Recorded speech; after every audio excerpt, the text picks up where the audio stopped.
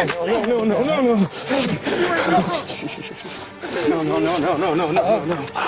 He's hurt! Leon! You get that ambulance down here, you tell him there's an officer down, you do it now!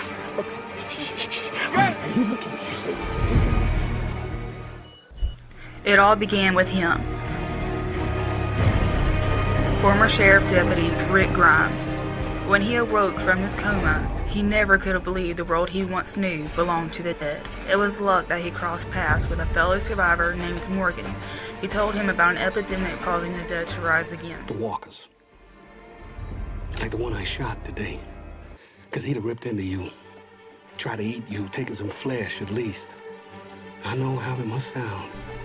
Soon the two men went their separate ways as Rick journeys to Atlanta in an attempt to find his wife Lori and son Carl. He soon realized that Atlanta was ruled by the dead. As Rick stared death in the face, he received help from a future colleague named Glenn. Oh, not dead! Come on!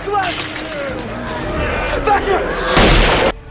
Glenn takes Rick back to his allies as they devise an escape plan, but it's not done without conflict.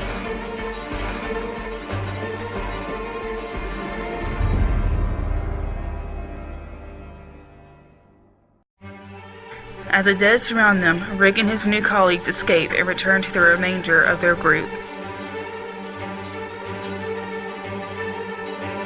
But not everyone made it out of Atlanta.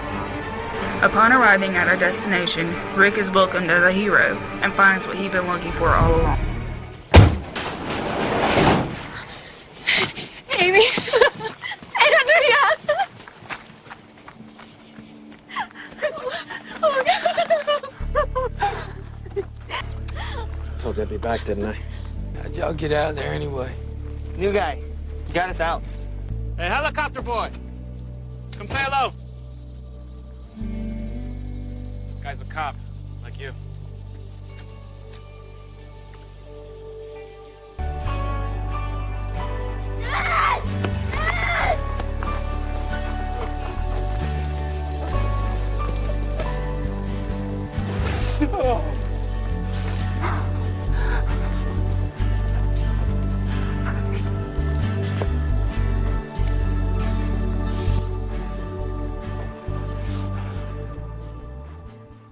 It wasn't long after his arrival that Rick comes face to face with Daryl Dixon. Rick is forced to admit to Daryl that his brother Merle was left behind. In an attempt to fix the situation, Rick, along with Daryl, Glenn, and Tito, returned to Atlanta to rescue Merle, but the only part of Merle to be found was his hand. While Rick is gone, those who stay behind are struck with tragedy.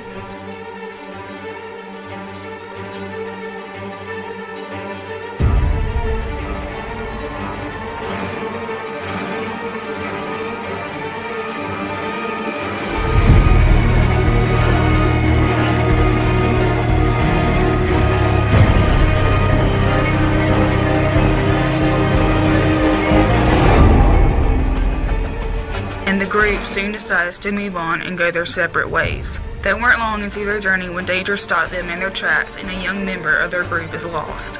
While participating in a search party, tragedy strikes yet again as Carl is accidentally shot by a man named Otis. Otis instructs Rick to rush Carl to a man named Herschel if he wanted to save his son's life. Rick's wife Lori and the rest of their team manage to make their way to Herschel's farm and are taken in by his family. As time progressed, tension continued to increase until Rick and his former best friend Shane were no longer seeing eye to eye and brother turned on brother.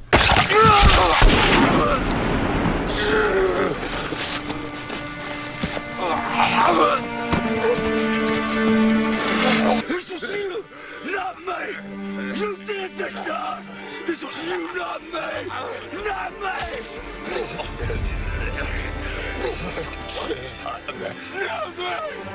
With all the chaos because of the death of Shane, the walkers swarm the farm as it goes up in flames. Many of the survivors escape, but not everyone made it out alive. Luckily, Rick and his group stumble upon an old abandoned prison where they take refuge. It was a struggle to survive as the walkers penetrated the prison walls and took the lives of fellow survivors, including Tito and Lori. With the tragedy of losing the ones they loved, it is bittersweet for the group to welcome the newest member of their team, Rick and Lori's newborn daughter, Judith. Only a few days later, a new arrival appears at their doorstep.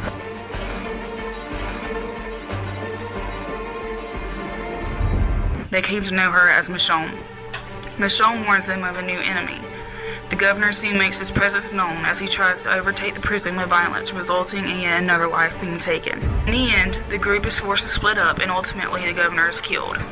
Eventually, Rick and his fellow survivors meet at what was supposed to be a sanctuary for all, but it was all a lie as they are held captive and awaited their execution. While held captive, they meet Abraham, Rosita, and Eugene. Abraham informs them that Eugene is a scientist who can put an end to the deadly epidemic, and with the help of fellow survivors Carol and Tyrese, they manage to escape and begin a long journey to Washington, D.C. so Eugene can save the world. As they take shelter in an old church along the way, they get to know a man named Father Gabriel, who shelters himself from the outside world. The group later learns that their friend Beth is held captive at a hospital and they rush to her aid, but she was soon ripped away from them as death takes yet another fellow survivor. It was then that Eugene admitted he's not a scientist and doesn't know how to save the world at all. All hope was gone for Rick and his people. For years, all they had experienced was pain and loss, and they were ready to give up. If it weren't for them meeting Aaron, they wouldn't have made it much longer. Aaron takes them to a small civilization known as Alexandria, where they meet Deanna, the town leader. All is going well until Rick is faced with Pete, a fellow Alexandrian who secretly abuses his wife and children. With Rick and his group being important figures in Alexandria, Pete becomes more aggressive and his hatred and anger soon sends him over the edge as he kills Deanna's husband and Rick is then forced to kill him. Rick. Do it.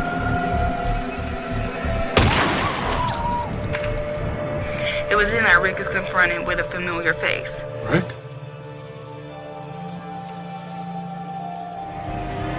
Not long after the death of Pete, a new enemy breaks through the walls of Alexandria and they call themselves the Wolves.